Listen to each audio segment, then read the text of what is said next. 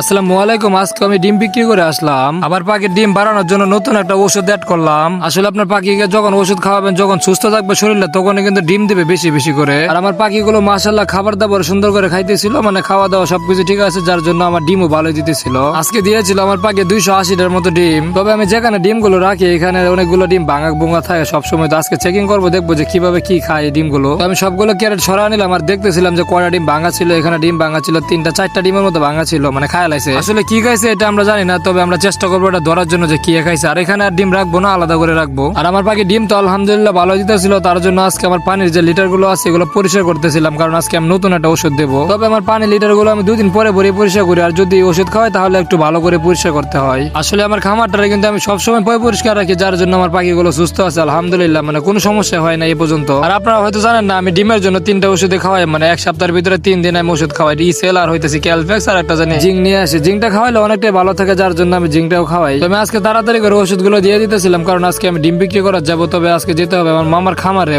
আমার খামারে যেতে হবে, কারণ মামার ঢাকা চলে গেছে একটা সমস্যার কারণে, তার জন্য খামারটা আমার দেখতে হবে আজকে। এই তো চলে আসলাম মামার খামারে, আর সুন্দর করে ঢুকে পড়ছিলাম, দেখতেছিলাম যে পাখিগুলো কেমন আছে আর ডিম কয়টা দিছে। আসলে ডিম নাকি সকালবেলা তোলা হয়ে গেছিল, তার জন্য ডিম অনেকগুলাই কম। আর আমি এখানে আসছি কিন্তু শুধুমাত্র ডিম নেওয়ার জন্য, কারণ ডিমগুলো বিক্রি করে দিতে হবে, তার জন্য আমি চলে আসছিলাম। আর এখানে দেখতেছিলাম খাবার দেওয়া ছিল না, তার জন্য একটু খাবারও দিয়ে দিতেছিলাম পাখিগুলোকে। আসলে পাখির মুখে যখন খাবার না থাকবে তখন কিন্তু ডিম দেবে না, মানে যতক্ষণ মুখের ভিতরে খাবার থাকবে তখন কিন্তু ডিম দিবে বেশি বেশি করে। এটা আপনারা হয়তো অনেকে জানেন না। তো মামার পাখির ডিমগুলো নিয়ে নিলাম, আর আমার পাখির ডিমগুলো নিয়ে চলে যাবে এখন তারাইল বাজার, আমাদের যে বাজারটা আছে ওইখানে আমার চাচার কাছে। চাচার কাছে তো আমি প্রতিদিনে ডিম দিয়ে আসি, তবে 2 দিন চাচারে ডিম দেয় না, তার জন্য চাচা আমার ফোন দিছিল। তো আমি এখন চলে আসলাম চাচার কাছে ডিমগুলো নিয়ে। আমার 2 দিনের ডিম জমা হয়েছিল 600 650 মতো ডিম। তারপরে এখানে মোটামুটি ভালো একটা টাকা ইনকাম হয়েছে, দেখা যাক কেমন লাভ হয়। আর আপনারা তো জানেন আমি লাভের জন্য এই ব্যবসাটা করি না, আসলে আমার কাছে ভালো লাগে, যার জন্য আমি এই পাখিগুলোকে অনেকটাই ভালোবাসি। তো আমার ডিমগুলো তো আগে থেকে গোনা ছিল, তার জন্য আমি দিয়ে দিতেছিলাম বালতির ভিতরে, চাচার যে বালতিটা আছে ওইটার ভিতরে। তো সবাই ভালো থাকবেন, আসসালামু আলাইকুম।